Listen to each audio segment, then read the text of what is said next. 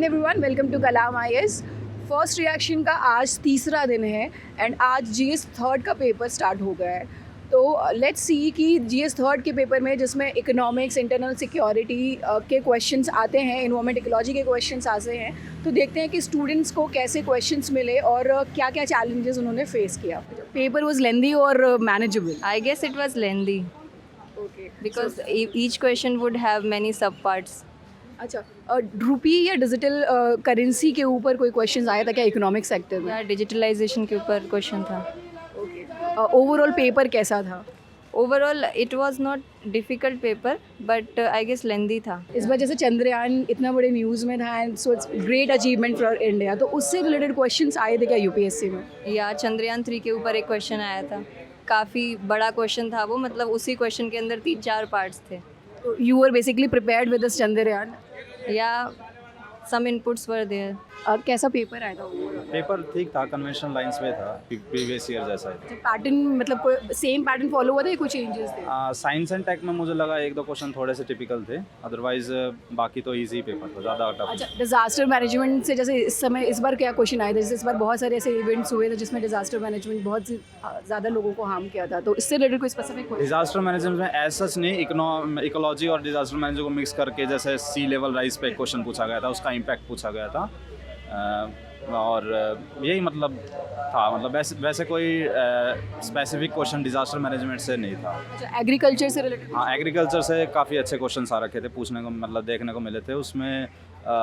मतलब cropping pattern से related question था, ई मार्केटिंग से रिलेटेड था, ई टेक्नोलॉजी से रिलेटेड था, फार्मर्स की हेल्थ में क्या क्या होगा, वो सारी चीज़ें। पेपर मॉडरेट ही था, ऐसा बहुत हार्ड भी नहीं था और बहुत इजी भी नहीं था। अच्छा, पैटर्न चेंज हुआ है या फिर same pattern? I think so same pattern है, क्योंकि ये मेरा फर्स्ट अटेम्प्ट है, तो मैं ऐसे बता नहीं सकता कि बिल्कुल चेंज है क्या है, तो ये सीन है।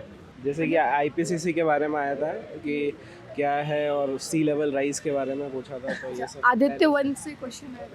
आदित्य L1 से नहीं आया था, चंद्रयान 3 से आया था। पेपर अच्छा था, मतलब नोट से आया था, ऐसा कोई बाउंसर क्वेश्चन नहीं था कि जो सोल्व नहीं किया जा सके।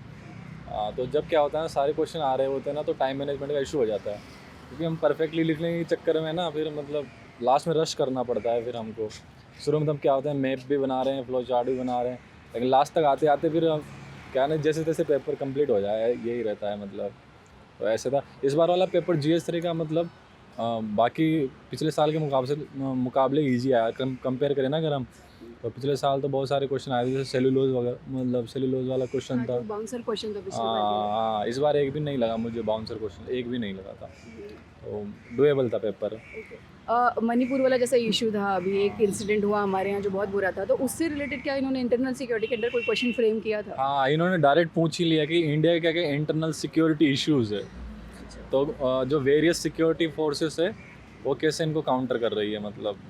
तो वो था, तो मुझे मैंने उसको मतलब थोड़ा लगाया था कि आ सकता है, तो मैं एग्जाम्पल भी लिख के आया था उसमें कि नॉर्थ ईस्ट में जो इंटर एथनिक कॉन्फ्लिक्ट होती है ना, उसका एग्जांपल लिख के आया था, तो वो भी एक इंटरनल सिक्योरिटी इशू है। तो मतलब डायरेक्ट क्वेश्चन तो नहीं है, ऑब्वियसली नहीं आएगा, बट अगर हम केस स्टडी तो लिख ही सकते हैं, एग्जांपल लिख ही सकते हैं, तो मैंने लिख दिया था मतलब। अच्छा, अभी जैसे स्पेस क्राफ्ट से रिलेटेड कोई क्वेश्चन आया था साइंस एंड टेक के अंदर में? हाँ, चंद्रयान से आया था, प्रेडिक्टेबल था वो, और भगवान की कृपा है कि मैंने जैसे प्रेडिक्ट किया था उसको कि चंद्रयान 1 से लेके इवोल्यूशन पूछेंगे उसका, ना कि मतलब सिर्फ चंद्रयान 3 का। तो मैं चंद्रयान 1 के बारे में, वो इम्पैक्ट मिशन है, वो सब पढ़ के आया था, तो पहला क्वेश्चन वही अटेम्प्ट किया था मैंने, मतलब।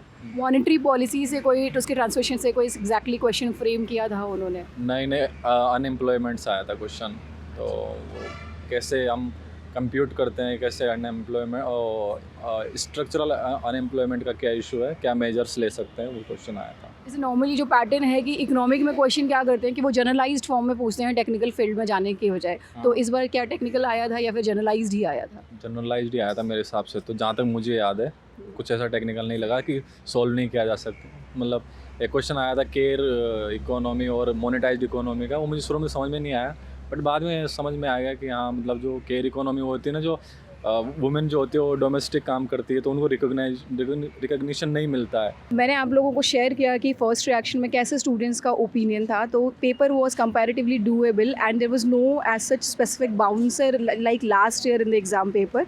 So comment your opinion that how was the paper and how you felt about the question paper.